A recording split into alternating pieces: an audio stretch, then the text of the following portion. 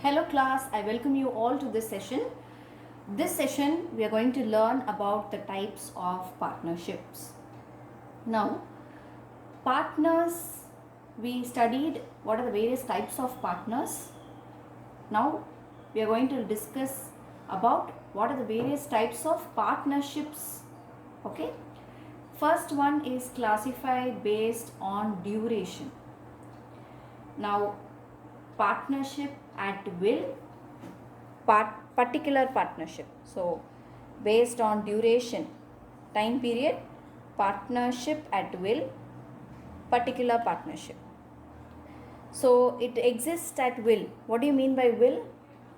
Till the partners are willing to continue the partnership firm, it will exist.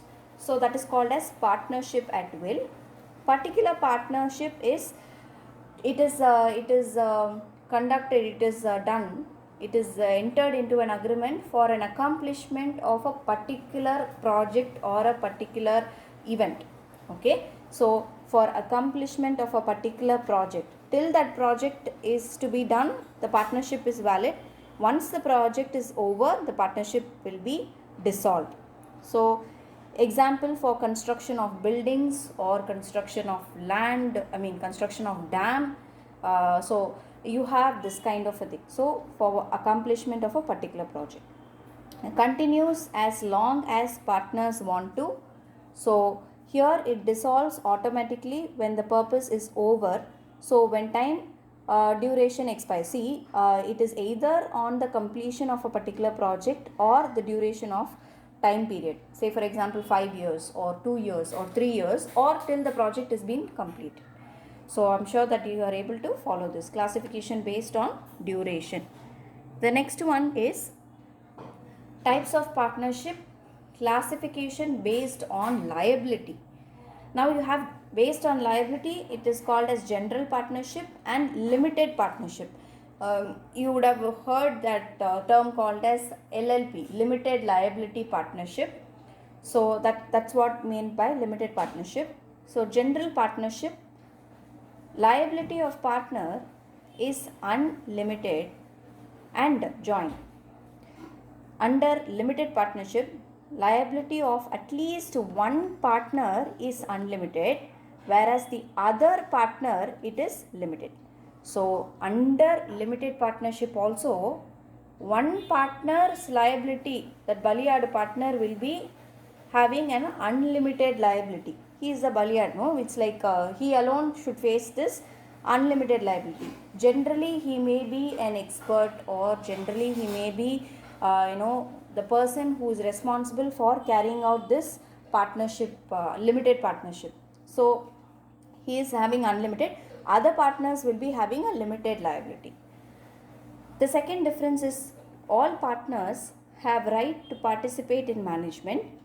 Here limited partners do not have the right to participate in management. Logical, right?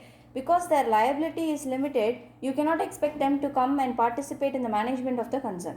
The person who is having the unlimited liability only should be allowed to participate in the management. So obviously the law also says that limited partners do not have the right to participate in management.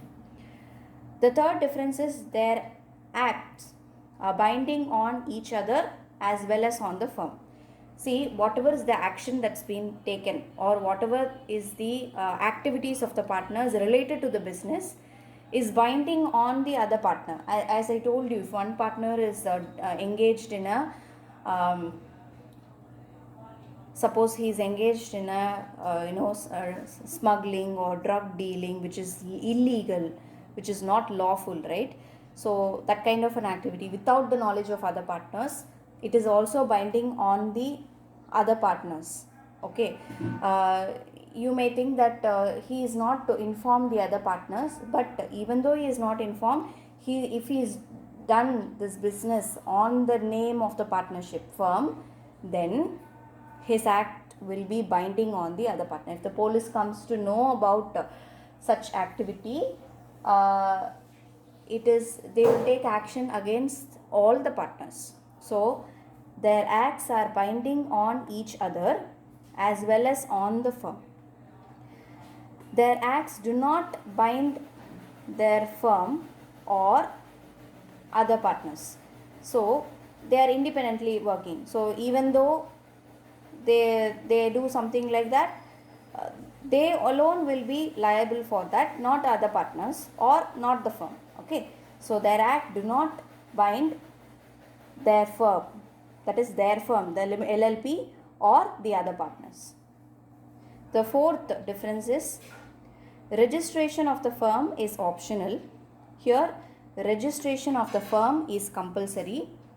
They have to get themselves registered under the Limited Liability Partnership Act of 2008. Then the last difference is existence affected by death, lunacy, insolvency or retirement. Here existence is not terminated by death, lunacy, insolvency of the limited partners. See, as I told you before, partnership firm get dissolved if the partners die or they become mad, they become bankrupt, or they wanted to retire. But under LLP, that is limited partnership, it's like half company half partnership. Okay, it's like a hybrid variety of partnership where you have the genes of partnership as well as the genes of company. So it is having a so the existence is not terminated. Members, the new members will come, the old members will be replaced by the new members. So it is not terminated by death, lunacy or insolvency of the limited partners. So the next part what we are going to learn is, can minor be admitted into partnership? Now as in the previous video also you would have seen, minor very well can be admitted as a partner. So minor are incompetent to enter into a valid contract, but they can be admitted to the benefit of the partnership firm with mutual consent of all partners. Minor can share only profits, not losses. We saw it in the previous video also. It is not, they cannot share losses, they only share profits. His liability is limited up to the capital contributed by the minor. So whatever is the capital contributed by the minor, up to that only his liability is limited. Say for example, you contribute 50,000, he only loses 50,000. He will not be asked to, suppose he will not be asked to take part in the compensation or repayment of the debts, that is the loans of the partnership firm. Is not actively participate in management. Minor is, suppose for example, if minor becomes a major, that is he is above 18 years now, he has to give a public notice regarding his decision within 6 months on becoming major. So minor is becoming major, within 6 months he has to give a public notice regarding his decision whether he is going to continue in the partnership or not. So if he fails, he will be treated as a full-fledged partner and becomes liable to the debts of the firm, that is his liability will turn unlimited. Can you understand? So I am repeating the point again. Minor, if he is becoming major, within 6 months from the date he becomes major, he has to give a public notice regarding his decision whether he wants to continue in this firm or not. If he wants to continue, then what is the term? If he is not willing to continue, he can very well walk out of the firm. But if he fails to do that, he will be treated as a full-fledged partner. His capacity of limited liability will be converted into unlimited liability. Now the next part what we are going to learn is the registration of partnership firm. Is registration required? There are two scenarios here. Registration with the registrar of firm. Suppose you want to get the partnership firm registered, then registration with registrar of firm. It is a conclusive proof of existence of the partnership firm. It is better to get the partnership firm registered. So if at all you don't want to register, there are some consequences that you need to face. Partners cannot file a suit against the firm or other partners. There is some problem. See, business obviously is done for profits. Okay. Future there may be some disagreements or conflict among the partners related to the profit sharing ratio, or related to the business deals, or related to the personal relationship or something. Okay, so there may be a situation where one partner may feel that he is to file a case against the other partner. If the partnership firm is not registered, he cannot file a case against the other partner, not the firm. Okay, then the firm cannot file suit against the third parties or against the partners. So the firm in its firm capacity also cannot file a case against the third party or against the partners. So it's like a disadvantageous situation. Legally we cannot help you, that's the main objective. So that's why we tell, if it is registered, if there is a conclusive proof that it has been registered, it will file its returns, and it will actually show what and all the business that's been done. So it has to fill up certain documents and all. So more reliable is registered partnership firm. The next slide, the procedure for registration. As I told you, it has to register under the Indian Partnership Act of 1932. What is the procedure? Submission of application to registrar of firm. First he has to apply for any registration, for that matter. First you need to apply to the registrar of firm. Deposit required fees. So fees to be deposited with registrar. Entry in register.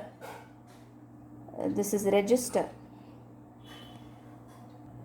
So you can see that entry in the register of firm and issue of certificate of registration. So it's very simple, right? It's not too complex as a company. So first you need to submit the application to the registrar of firm, not anyone else.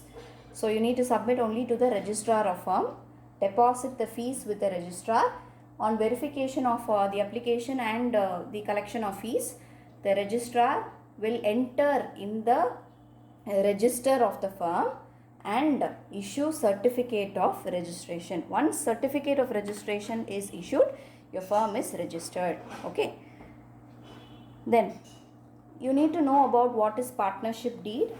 So it is a written agreement, specifies the terms and condition of partnership. So as you can see, the content of the partnership deed is important.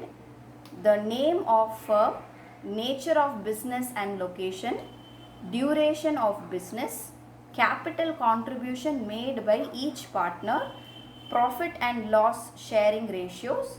It is not two different ratio. The profit sharing ratio will also be the loss sharing ratio. Duties and obligations of the partners, if any. Salaries and withdrawals. Sometimes a partner may be a working partner in sense he may work in the firm, for which he is entitled to get a salary, and what is the withdrawal of that salary also. So, and terms of admissions, retirement and expulsion. What is that? Forcing someone to leave. Suppose you want to make some partner leave the firm, what are the terms for that? And procedure for dissolution, procedure of accounts and their audit, the method of solving disputes. So these are all the contents of partnership deed. So it is a written agreement specifying the terms and conditions of the partnership firm. So these are all the various contents. So first, name. Second one, what is the business that you are doing, where it is located, how long you're doing any business, whether you have converted into from a sole proprietorship firm to a partnership firm, or you are just registering as a partnership firm, or what is the duration of the business, what is the capital contribution made by each partner, what is the P or L ratio, profit and loss sharing ratio, duties and obligation, salaries and withdrawals, terms of admission, retirement and expulsion, procedure for dissolution, procedure for accounts and their audit. So what type of accounts you are following and how the accounts is being audited. Audit includes also the tax audit, and then the method of solving disputes. If there is any dispute, how will you go about solving them? So these are all the aspects that we have to view. So learn carefully. I will see you in the next video. Next video we will discuss about limited liability partnership firm with joint stock companies. Thank you, class.